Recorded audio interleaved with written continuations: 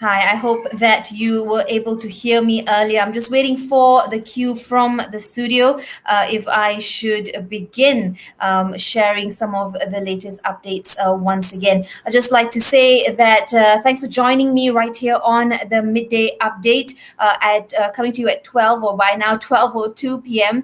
Working from home, and with that, a lot of the many little challenges that we have as well. Now, before I get into the news, I have two guests on the program with me today from Putra Business School, Associate Professor Dr. Ahmad RAZMAN Abdul Latif. He will join me to talk about political stability and investors' confidence with what's going on in the country right now. I also speak to Puan NORLIDA Azmi, Group Chief People Officer at Axiata Group, as well as a prominent HR person here in the country. She's also with the 30% Club. We'll be talking about National Women's Day. Now, from the Prime Minister's desk, what does he have on his plate? He says Labuan will become the first location in the country to enter Phase 4 of the National Recovery Plan due to its high vaccination rate and low COVID-19 cases.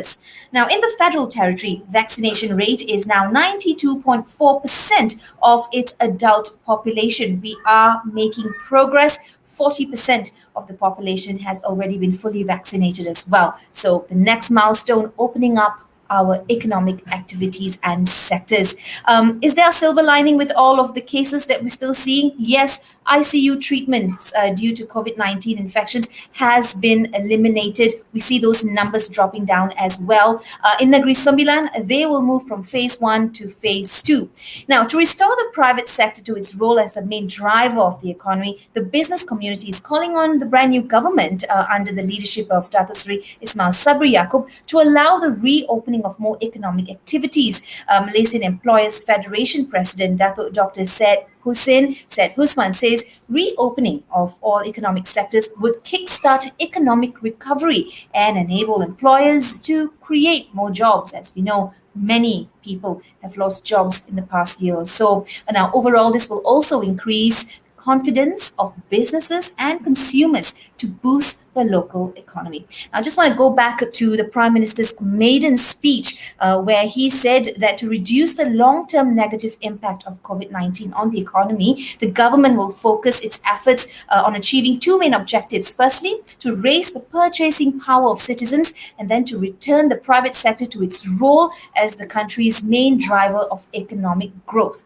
Talking about economic growth and how our cities are doing, Kuala Lumpur has been ranked in the 32nd position out of 60 major cities in a global Safe Cities Index 2021. This was carried out by the Economist Intelligence Unit, EIU. Now, this report, citing the Safe Cities Index, has seen Kuala Lumpur's ranking improve from 35th position back in 2019. And of course, there are many other cities that are on that list as well: Singapore, Sydney, Tokyo, Amsterdam, Wellington, Hong Kong, Melbourne, Stockholm, Copenhagen, and Toronto.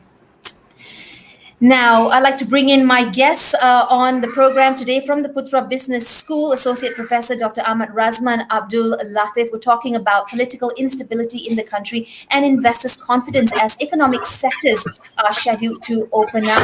Good to speak to you again. We always like to, rope you in when we're a little bit unsure about how to break some of these situations or these factors down. Now, according to economic analysts, Prof, the appointment of Ismail Sabri as the Prime Minister will instill investors' confidence. What do you have to say about that? Thank you, Jessy, for keep inviting me again and again to this session, and happy National Women's Day. Today is the day, right? And yes, when we heard about the appointment of Ismail Sabri as the 9th Prime Minister, of course, we also hoping there will be some reaction from various parties, especially the investors. And we can see some of this indication, especially if you look into the stock exchange, the KLCI index for the past 2 days. We have seen such an increase, a positive increase, now has breached the 1,500 level and still possibly going up a few more points, hopefully by the end of today. So that's actually can highlight some of the confidence by the local retailers or investors, because we know majority of the investors in the stock exchange actually considered of local investors. When we're talking about the foreign investors, still wait and see attitude. They probably want to know what will be the cabinet composition looks like.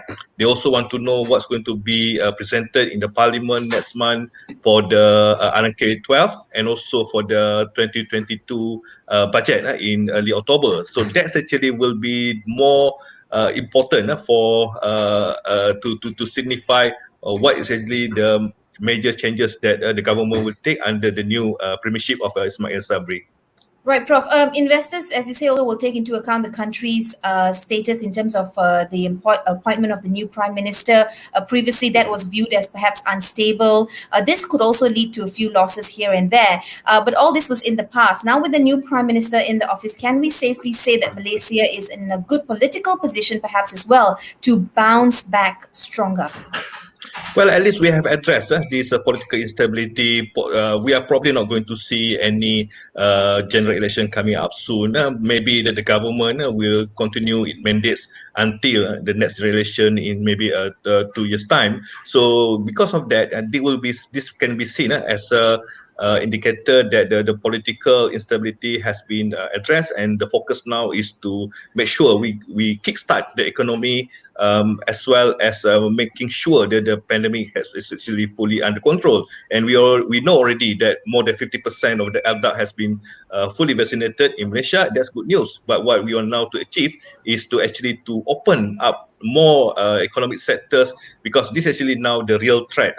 We don't want to see by the time we open the economic sectors, majority of them already bankrupt, and this will cause a higher unemployment or loss of right. So, Prof. So salary.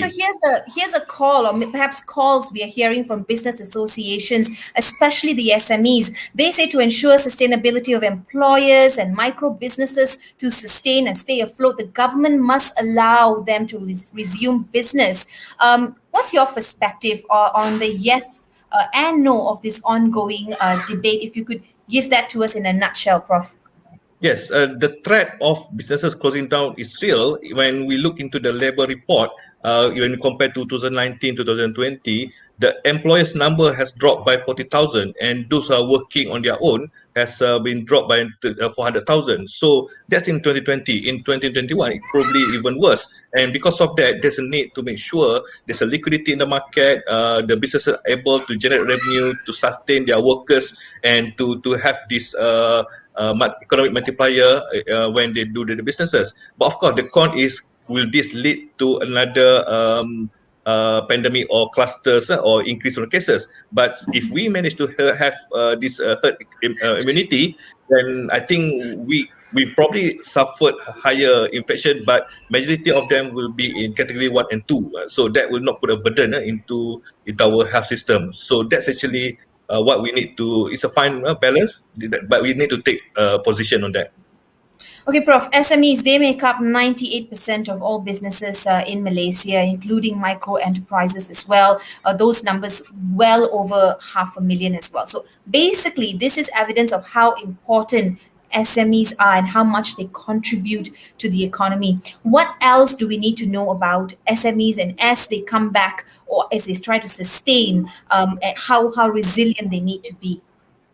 Yes, current practices or initiative where we give a one-off payment, like subsidy, wage subsidies, or a one-off payment to the SMEs might not be working now, because what they really need is the ability to sustain themselves. And how do they sustain? By keep having businesses, and this can only be achieved if you open up the economy. We allow the travel between the states and the districts, and of course there's a caveat.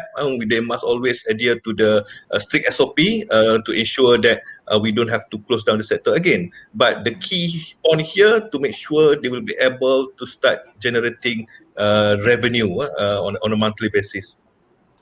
Thank you so much, Prof, for weighing in. That was Associate Professor Dr. Ahmad Razman Abdul Latif speaking to us about political stability and investors' confidence. Of course, as we've established, SMEs, huge contributor to the economy. What needs to be done as we move forward, moving from response towards recovery and hopefully to some semblance of normalcy as we recognize it again. Well, it is Women's Day today, National Women's Day. This is an important date in our Malaysian calendar. Of course, the NCWO has also stated in its constitution that it must be celebrated on the 25th of August every year. Now, the aim to increase public awareness on the role played by women and provide a platform for the gathering of women from diverse communities. I would like to underscore and underline that a platform for the gathering of women from diverse communities. As we know, we come from so much of diversity, and it is important to have a common platform where women's voices can be heard. So in conjunction with Hari Kebangsaan Wanita on National Women's Day, I'd like to bring in NORLIDA AZMI, Group Chief People Officer, Axiata Group Berhad, but also part of the 30% Club. Oli, Selamat Hari Wanita or Happy National Women's Day. And to you, Jessy. It's wonderful to have you back on, and I would love to hear your thoughts as well. Now, this year the theme is Wanita Berjuang Menghapus COVID-19. It's hashtag Women on the Front Lines. What is the significance of Hari Wanita to you, Oli? Firstly, on behalf of 30% Club, I'm delighted that apart from International Women's Day, we have a very special Hari Wanita in Malaysia. It's very important that we recognize women because it's the 50% complement of the nation, of the backbone, and the roles that we play in the government, in the ministry, agencies, and the corporate world too. Women have a tremendous success-made contribution. So within the 30% Club, we've also seen that the number of women on the top 100 public listed boards have increased 25.5%. It's just that small amount more to take it to at least 30%, Jessy. But I think you highlight something very important. Diversity is a known parameter. It's really for us now to bring a collective voice for equity, therefore it's fairness of opportunities, and inclusion to bring them into decision-making platform. So I think this is for me the significance of Hari Wanita Malaysia, to bring about visibility, to celebrate the success, but also to be brave enough to talk about the challenges that are still in the system. Absolutely, so important. And also, a platform of hope, really, that, the changes that we have lobbied for, women have lobbied for, of course, with the participation of men as well, that we will finally, be able to push that even further. This year's theme, Women on the Front Lines. What are your thoughts about this? I just want to also say here that women really do hold up half the sky, and we know, the role of a woman, a Malaysian woman here in the country as well. She wears multiple hats, and so more power to our women. Indeed, Jessy. I think it's an inherent trait that we should celebrate, the ability and capability to multitask. But for all the women on the frontliners and the rest, thank you so much for all that you do, because the first line of defense against the pandemic, and the women are a big part of this community. While there are a lot of women in the frontliners, ILO has done a study that the participation of females in Malaysia at 51% is lagging a bit our neighbors of Singapore and Thailand, who are at 61 and 73%. So maybe we need to focus a little bit more to actively and effectively recruit more women into the frontliners, as well as throughout the economy, to continue to contribute and form that diversified workforce.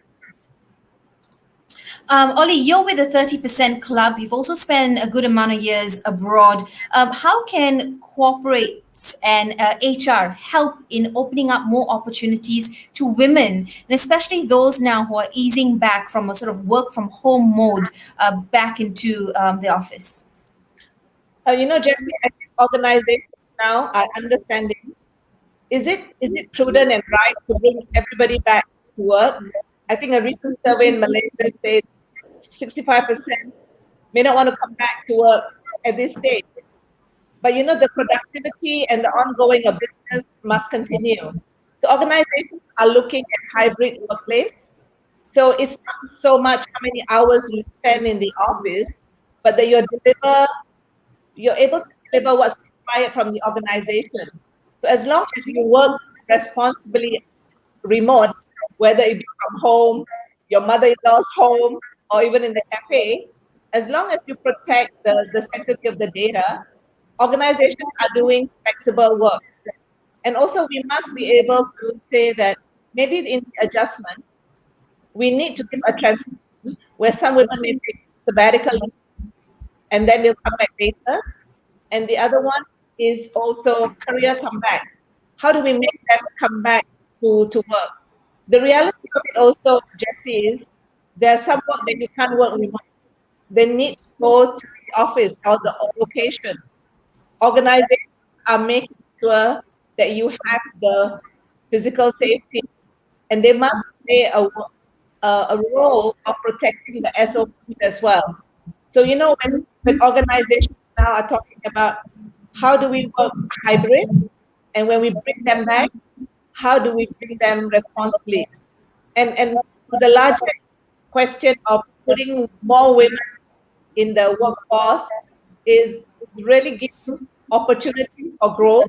And in 30% Club, we have the board mentorship program so that they can go up into board positions, also building EI master classes. Let us take diversity, equity, and inclusion, not just as like you do a whiteboard, but how do you live it every day and make an impact in the corporate as well as the nation.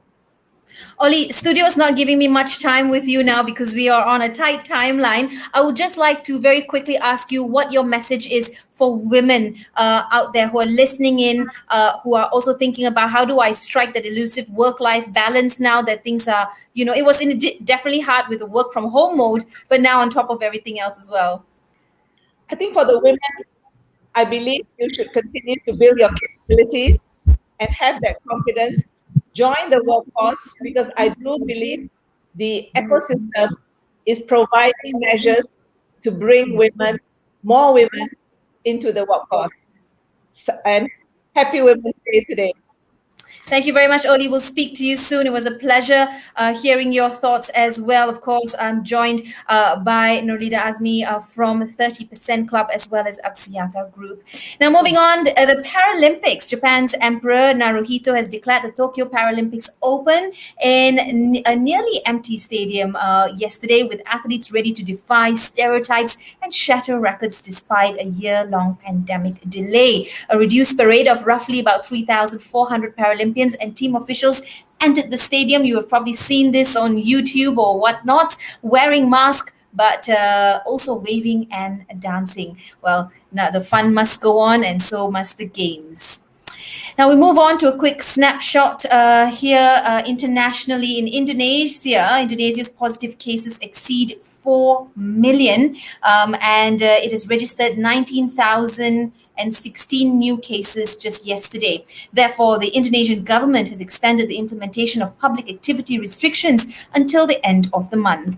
And in Thailand, the Delta variant accounts for 93% of all COVID-19 cases. Of course, we know it's a highly contagious Delta variant. Thailand recorded 17,000 new COVID cases in the last 24 hours, bringing the total infections in the kingdom to over 1 million.